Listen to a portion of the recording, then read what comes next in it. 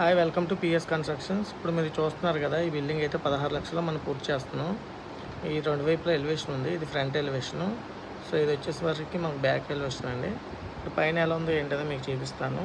ఇది వచ్చేసి entrance take గుమ్మం ఉండేది. 4 ఇంటి ఆతో పెద్ద బిగ్ సైజ్ చేస్తున్నాం. 4 అడుగుల గుమ్మం ఇది వెడల్పు. ఇది వచ్చేసి బిగ్ సైజ్ హాల్ వచ్చింది. సో ప్లాస్టింగ్ వర్క్ అయితే మనకు కంప్లీట్ అయ్యింది. సో ఇంకా కబోర్డ్ వర్క్ ఉంది, అది అవుతుంది, కంప్లీట్ అవుతుంది. సో ఇది వచ్చేసి డైనింగ్ ఏరియా.